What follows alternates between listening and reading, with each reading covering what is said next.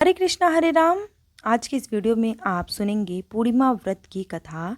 पूर्णिमा तिथि का हिंदू धर्म में विशेष महत्व है। इसे धनदायक और संतानदायक व्रत माना गया है। जो लोग पूरे विधि विधान से पूर्णिमा का व्रत करते हैं और पूर्णिमा के दिन चंद्रमा को अर्घ्य देते हैं, उन पर भगवान विष्णु और माता लक्ष्मी की विशेष कृपा होती है। आइए जानते हैं पूर्णिमा व्रत की कथा। तो चलिए शुरू करते हैं पूर्णिमा व्रत की कथा पूरा जरूर सुनिएगा। द्वापर युग में एक समय की बात है कि यशोदा जी ने श्री कृष्ण से कहा, हे कृष्ण, तुम सारे संसार के उत्पन्नकर्ता, पोषण तथा उसके शाहन करता हो। आज कोई ऐसा व्रत मुझसे कहो जिसके करने से मृत्यु लोक में स्त्रियां को विधवा होने का भय न रहे तथा यह व्रत सभी मनुष्यों की कामना पूर्ण करने वाला हो।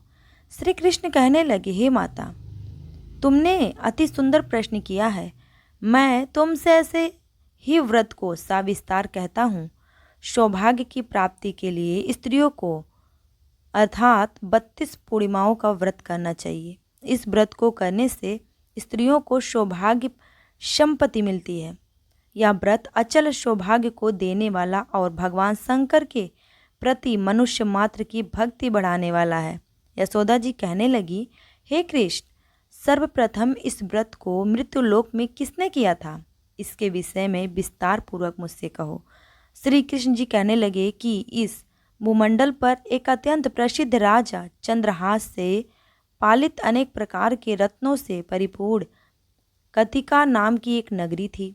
वहाँ धनेश्वर नाम का एक ब्राह्मण था और उसकी स्त्री अति सुशील रूपवती थी। दोनों ही इस नगर में बड़े प्रेम के साथ रहते थे। घर में धन्यदान आदि की कोई भी कमी नहीं थी। उनको एक बड़ा दुख था, उनके कोई संतान नहीं था, जिस वजह से बहुत दुखी रहते थे। एक दिन एक बड़ा तपस्वी योगी उस नगर में आया। वह योगी बाकी सभी घरों से भिक्षा मांगकर भोजन किया करता था, लेकिन उस ब्राह्मण के घर से भिक्षा नहीं मांगता था। एक दिन योगी गंगा किनारे भिक्षा मांगकर प्रेम पूर्वक खा रहा था कि धनेश्वर ने योगी को यह सब करते देख लिया। यह कार्य किसी प्रकार से देख लिया।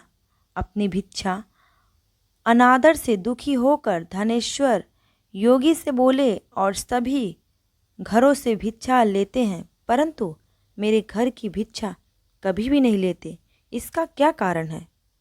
योगी कहने लगा कि आपके धर्म हमें इस बात की आज्ञा नहीं देती हैं, क्योंकि अभी आप गृहस्थ जीवन में एक सुख से वंचित हैं। आपके घर संतान होने पर मैं आपके घर से भिक्षा स्वीकार कर लूँगा। उन्होंने कहा कि जिसे संतान नहीं है उसके घर से भिक्षा लेने से मेरे भी पतित हो जाने का भय होता है। धनेश्वर यह सब बात सुनकर बहुत ही ज़्यादा दुखी हुआ। योगी के पैरों पर गिर पड़ा तथा दुखी मन से कहने लगा कि आप मुझे संतान प्राप्ति के उपाय बताएं। आप सर्वज्ञ हैं, मुझ पर अवश्य कृपया करेंगे। धन की मेरे घर में कोई भी कमी नहीं है, लेकिन मैं संतान न होने के कारण अत्यंत दुखी हूँ। आप मेरे इस दुख का हरण कीजिए। यह सुनकर योगी कहने लगे, तुम चंडी की आराधना करो। घर पहुंचकर उन्होंने यह सारी बात अपनी पत्नी को बताई और खुद वन में चला गया। वन में पहुंचकर उसने चंडी की आराधना की और उपास किया। चंडी ने 16 दिन उसको सपने में दर्शन दिए और कहा कि हे धनेश्वर, जा, तेरे पुत्र होगा, लेकिन उसकी आयु सिर्फ 16 वर्ष की होगी। 16 की आयु में ही उसकी मृत्यु हो जाएगी। अगर तुम दोनों स्त्री और पुरुष 32 पूर्णिमा को व्रत करोगे तो यह दीर्घायु हो जाएगा। जितनी तुम्हारा सामर्थ्य हो उतने आचे के दिए जलाकर शिव जी की पूजा करना, लेकिन पूर्णमासी 32 ही होनी चाहिए। सुबह होते ही तुम्हें इस स्थान के पास एक आम का पेड़ दिखाई देगा। उस पर चढ़कर एक फल तोड़कर अपने घर चले जाना। अपनी स्त्री को इस बारे में बताना। सुबह स्नान होने के बाद वह स्वच्छ होकर शंकर जी का ध्यान करके उस फल को खा ले। तब शंकर भगवान की कृपा से उसको गर्भ हो जाएगा।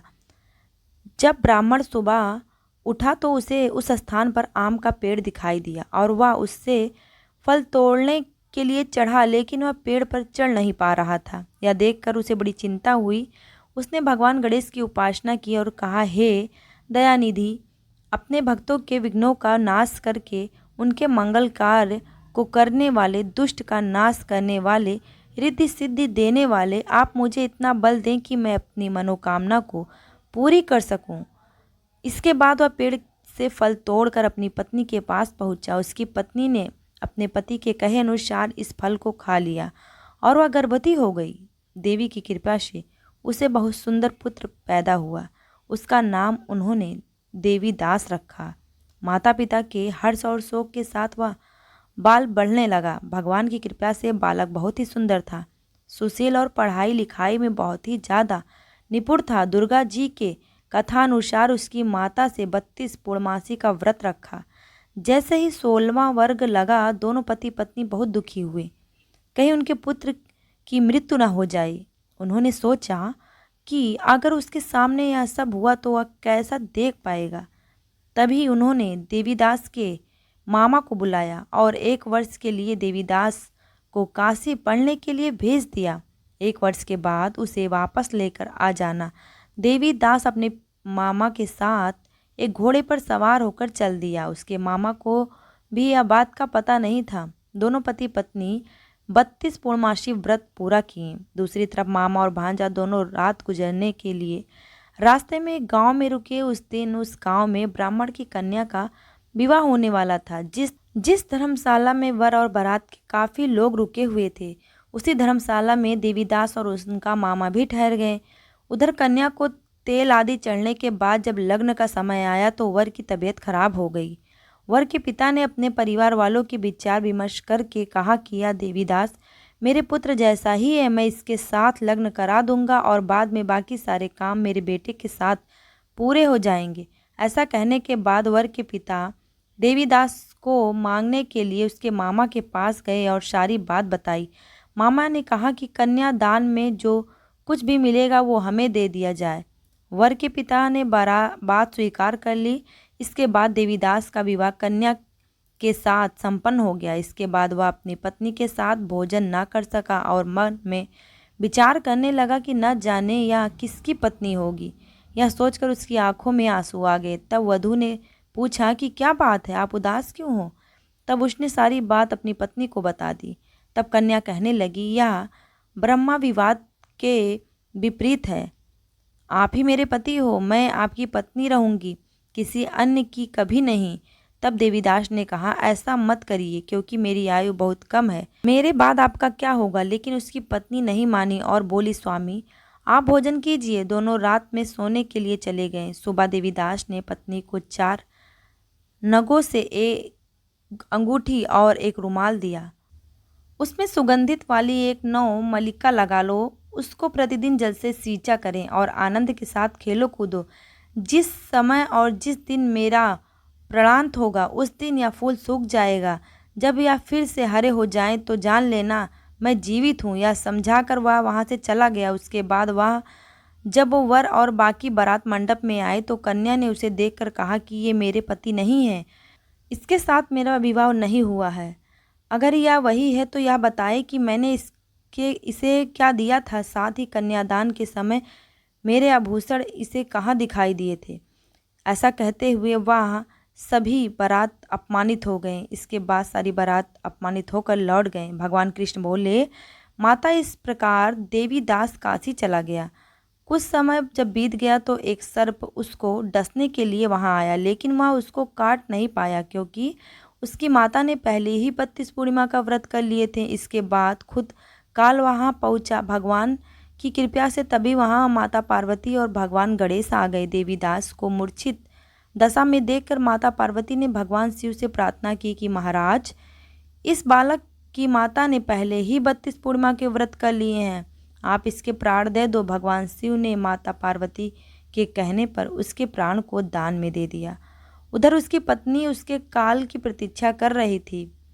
उसकी पत्नी ने जाकर देखा कि पुष्प और पत्र दोनों ही नहीं हैं, तो उसको बहुत ही ज़्यादा आश्चर्य हुआ। और जब उसने देखा कि पुष्प वाटिका फिर से हरी हो गई तो वह समझ गई कि उसका पति जिंदा है।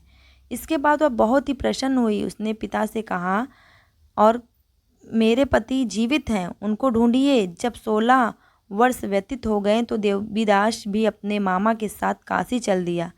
इधर उसकी पत्नी के परिवार वाले उन्हें ढूंढने के लिए जा ही रहे थे कि उन्होंने देखा कि देवीदास और उनके मामा उधर आ ही रहे हैं। उसको देखकर वह बहुत ही ज़्यादा खुश हुई और बहुत ही ज़्यादा प्रसन्न हुई और अपने घर अपने ससुर और अपने पति के साथ लौट आए।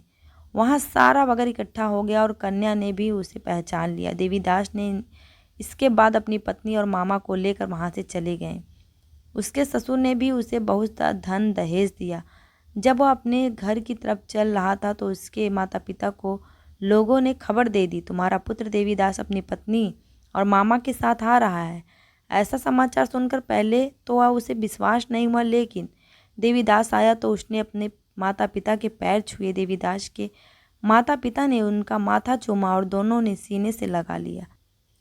बहुत सारा दान दक्षिणा ब्राह्मणों को दी। श्री कृष्ण जी कहने लगे कि इस तरह धनेश्वर को 32 पूर्णिमा को व्रत के प्रभाव से संतान की प्राप्ति हुई।